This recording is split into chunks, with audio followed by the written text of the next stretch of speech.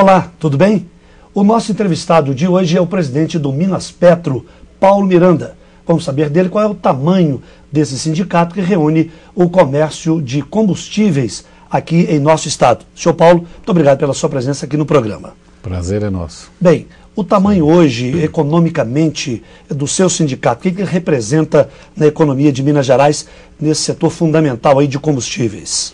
Bom, esse sindicato ele reúne 4.700 pequenos e médios empresários no estado, emprega em torno de 50 mil pessoas, empregos diretos, e mais uns 100 mil empregos indiretos, e é o maior arrecadador de ICMS do estado.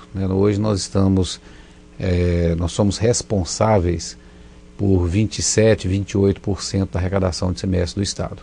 Então é um setor importante para a economia, em função, inclusive, dessa grande arrecadação de impostos, principalmente o ICMS. Do ponto de vista da ação do sindicato em todo o estado, quais são as ferramentas que são usadas e como é que está o setor hoje em termos de conscientização da importância também para o meio ambiente, que é a questão que pesa aí nas empresas. Do ponto de vista do Minaspetro, isso também é fundamental? Como é que está sendo desenvolvido através do sindicato? Olha, estamos fazendo hoje grandes investimentos no setor nessa área de meio ambiente. Os postos revendedores de combustíveis são empresas potencialmente poluidoras, então nós temos que tomar um cuidado redobrado com a questão ambiental. Hoje já existe uma tecnologia, diria, de primeiro mundo, nesse setor, e já investimos aí em torno de 8 bilhões de reais para fazer as adequações ambientais até este momento, seguindo as normas do CONAMA. Existe uma portaria, que é a portaria 273, e ela tem uma exigência hoje de uma lei que é copiada praticamente da Califórnia, que é a mais restritiva dos Estados Unidos, e também de alguns países da Europa. Então, hoje nós trabalhamos com tanques parede dupla, com sensores intersticial, tecnologia de ponta também na área de software, informático. Os postos hoje quase todos estão automatizados, até o mês de junho ou julho todos terão que estar automatizados, e eu diria para você que os que não estão adequados até esse momento têm um prazo curto para fazer essa adequação, e tem mais uns 7, 8 bilhões ainda de investimentos nessa área só de meio ambiente. Nós temos 18 regionais no estado de Minas Gerais para poder acompanhar de perto toda essa questão do comércio, do comércio regular de combustíveis, da questão da arrecadação dos impostos.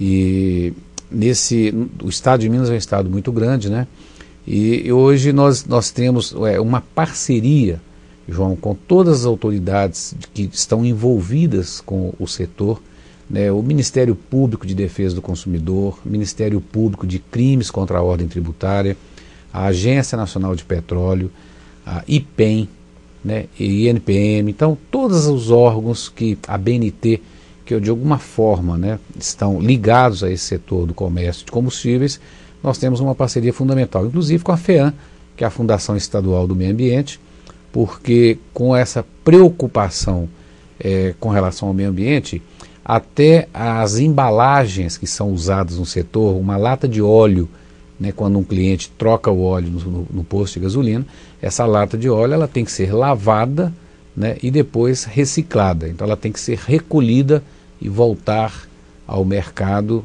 reciclado. Então é um setor hoje que eu diria para você que a regularidade dele hoje ela é observada por todo mundo, pelas autoridades, pelo Ministério Público. Então nós somos extremamente fiscalizados. A Secretaria da Fazenda do Estado de Minas Gerais, também nós temos uma parceria com a Fazenda para evitar sonegação no setor. Na área dos combustíveis, dos biocombustíveis, é uma preocupação maior, talvez pela quantidade de produtores que nós temos, usinas de álcool, biocombustíveis, biodiesel, e dentro do Estado de Minas Gerais praticamente já são quase 30 usinas de álcool funcionando, apesar de Minas ainda não ser autossuficiente na produção de álcool. Uma parte desse álcool é importado do estado de São Paulo, mas nós temos um controle bem próximo para evitar exatamente a irregularidade do setor.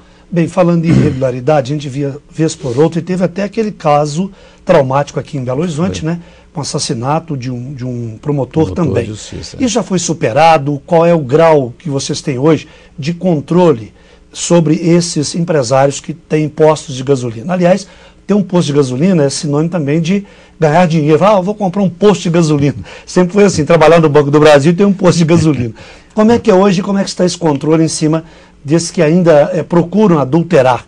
Eles já recolheram bem, já têm consciência, ou a pressão que está sendo feita, principalmente pela mídia? Qual é a sua avaliação? Aliás, o senhor foi presidente do Minas Petro, né? E agora volta eleito novamente como presidente. Como é que está o quadro hoje em Minas Gerais, um diagnóstico, uma leitura?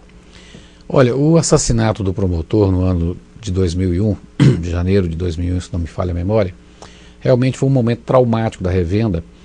E é claro que nós perdemos um amigo, foi a primeira autoridade que acolheu as denúncias feitas naquela ocasião pelo sindicato, mas tiramos uma grande lição disso, e o Estado também, né? Primeiro porque o próprio Ministério Público acabou criando uma frente, né, com 280 promotores para ter um movimento constante, né, de acompanhamento, de fiscalização, de preocupação com o setor. Então, o nosso querido promotor, doutor Francisco José Lins do Rego, que foi assassinado, virou um mártir para nós, do nosso setor, porque graças àquele fato trágico que aconteceu, né, o governo passou a olhar com mais cuidado as irregularidades do setor. Eu diria para você que o setor hoje ele trabalha também com números de controle de primeiro mundo. Nós tínhamos no passado em torno de 15% de irregularidades, quer dizer, de combustível fora do padrão, e é o que o governo chama de não conformidade. Qualquer alteração na qualidade do produto é uma não conformidade. Então nós trabalhávamos com índice de 14%, 15%, e hoje esses índices estão abaixo de 3%, que é o índice de controle exigido nos países do primeiro mundo. Então eu acho que dá para melhorar ainda, né, mas é um controle muito rígido. O Minas Petro, ele, com as regionais que eu citei aqui anteriormente, ele trabalha muito próximo das autoridades. Então a Secretaria de Fazenda do Estado de Minas Gerais hoje, ela tem 2.600 fiscais, né, dentro da Secretaria, trabalhando em cima de todas as empresas. Só no nosso setor, pelo menos 600 fiscais fiscalizam o setor de combustível. Pois fiscalizam então 4.000. Fiscalizam 4.700 postos. Isso dá, essa proporção é boa? Dá para fazer uma constância, que eu estou dizendo, sim, em cima do setor? Graças a esse trabalho é que nós atingimos hoje índices de não conformidade, né, muito próximos dos países do primeiro mundo, porque você tem praticamente um fiscal toda semana no seu negócio. Então, é um setor hoje muito competitivo.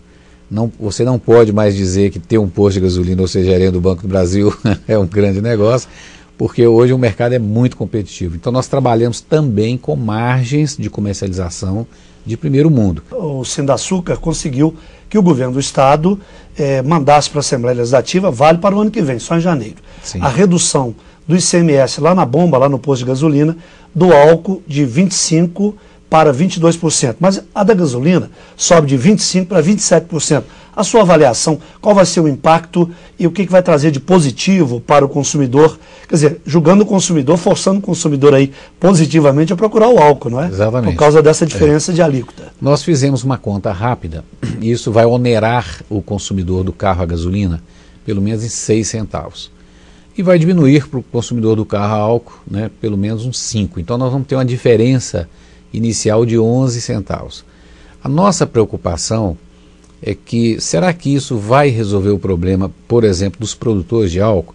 Porque quando você compara o estado de Minas com o estado de São Paulo, você tem hoje 25% de ICMS no álcool em Minas Gerais e 12% em São Paulo. Então lá o ICMS é menos da metade do ICMS cobrado em Minas Gerais, o que acaba provocando, né, um certo contrabando, eu diria, né, de produção de álcool de São Paulo para o estado de Minas Gerais. E há uma sonegação fiscal que hoje o Estado sabe que gira em torno de 30% do álcool comercializado no estado. Então é uma sonegação enorme, né, porque 30% de sonegação em todo o combustível comercializado é uma sonegação indecente, né, João? Então, acho que o Estado também está preocupado com isso. Nós temos batido muito nessa tecla, temos chamado a atenção das autoridades para isso, e é claro que o ideal seria que as alíquotas fossem iguais em todos os estados, porque você precisa ter a mesma alíquota por produto em cada estado. Nós já tivemos a alíquota, por exemplo, de ICMS do diesel mais cara em Minas do que nos estados limítrofes. Isso provocava também um grande contrabando de óleo diesel do Rio de Janeiro, de São Paulo, de Goiás, para o estado de Minas Gerais. Quando o governo, na administração passada, resolveu fazer a mesma alíquota, então resolveu-se o problema do diesel. Muito bem, a nossa conversa prossegue daqui a pouquinho. Nós estamos conversando hoje no programa que tem o apoio da Embratel com Paulo Miranda, que é presidente do Minas Petro. Eu aguardo você. Até já. On me dit que nos vies ne valent pas grand-chose, elles passent en un instant comme fanent les roses. On me dit que le temps qui glisse est un salaud, que de nos chagrins il s'en fait des manteaux. Pourtant quelqu'un m'a dit que tu m'aimes encore. C'est quelqu'un qui m'a dit que tu m'aimes encore. Serait-ce possible alors?